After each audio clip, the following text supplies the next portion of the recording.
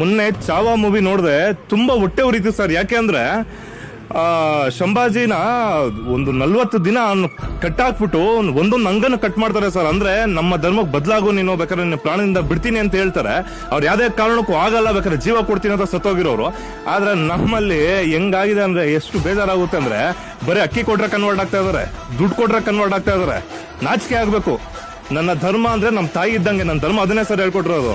ನನ್ನ ಧರ್ಮ ಪ್ರೀತಿಸಿ, ಬೇರೆ ಧರ್ಮನ ಗೌರವಿಸಿ. ಔರಂಗಜೇಬ್ ಹೇಳ್ತಾರೆ, ನೀನ್ ನಮ್ ಕಡೆ ಜಾಯಿನ್ ಆಗು, ನಿನ್ನ ಜಿಂದಗಿನೇ ಬದಲು ಮಾಡ್ತೀನಿ, ಮತ್ತೆ ನಿನ್ ಧರ್ಮನೂ ಬದಲು ಮಾಡ್ಕೊ ಅಂತ ಹೇಳ್ತಾರೆ.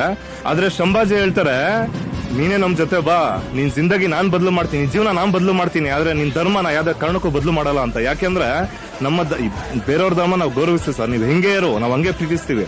ಶಂಭಾಜಿ ಅವ್ರ ಹೆಂಡತಿ ಅಷ್ಟೇ ಸರ್, ಅವ್ರ ಬಗ್ಗೆನೂ ಎಷ್ಟೊಂದ್ ಜನಕ್ಕೆ ಗೊತ್ತಿಲ್ಲ. ಶಂಭಾಜಿ ಸತ್ತ ಆದ್ಮೇಲೆ 16-17 ವರ್ಷ ಅವನ್ನ ಕೂಡಾಕಿ ನಮ್ ಇದಕ್ಕೆ ಕನ್ವರ್ಟ್ ಆಗುವಂತ ತುಂಬಾ ಟಾರ್ಚರ್ ಕೊಡ್ತಾರ. ಹೆಣ್ಣು ಮಗನೂ ಅಷ್ಟೇ, ಯಾವ್ದೇ ಕಾರಣಕ್ಕೂ ನಾನು ಸತ್ತರೆ ಸಾಯ್ತೀನಿ ಹೊರತು ನಾನು ಬದಲಾಗಲ್ಲ, ನನ್ನ ಧರ್ಮನ್ ಬಿಟ್ಟು ನಾನು ಬರಲ್ಲ ಅಂತ ಸ್ಟ್ರಾಂಗ್ ಆಗಿದ್ದವ್ರು ಸರ್. ಆದ್ರೆ ನಮ್ ಚರಿತ್ರೆ ಇದನ್ನೆಲ್ಲ ಮುಚ್ಚಾಕ್ಬಿಟ್ಟಿದೆ. ನಮ್ ಧರ್ಮನ ಹಾಳು ಮಾಡಕ್ಕೆ ತುಂಬಾ ಜನ ಪ್ರಯತ್ನ ತುಂಬಾ ಜನ ಪಟ್ರು ಸರ್. ಯಾವನ ಬಂದ್ರೆ ಯಾರು ಪ್ರಯತ್ನ ಪಟ್ರು, ಯಾವ್ದೇ ಕಾರಣಕ್ಕೂ ಆಗಿಲ್ಲ. ಯಾಕಂದ್ರೆ ನಮ್ಮ ಧರ್ಮ ಆ ತರ ಇದೆ, ಅದು ನಾವೆಲ್ಲರೂ ಕಲಿಬೇಕು. ಅಕ್ಕಿ ಕೊಡ್ತಾರೆ ಅನ್ಬಿಟ್ಟು, ದುಡ್ಡು ಕೊಡ್ತಾರೆ ಅನ್ಬಿಟ್ಟು ಕನ್ವರ್ಟ್ ಆದ್ರೆ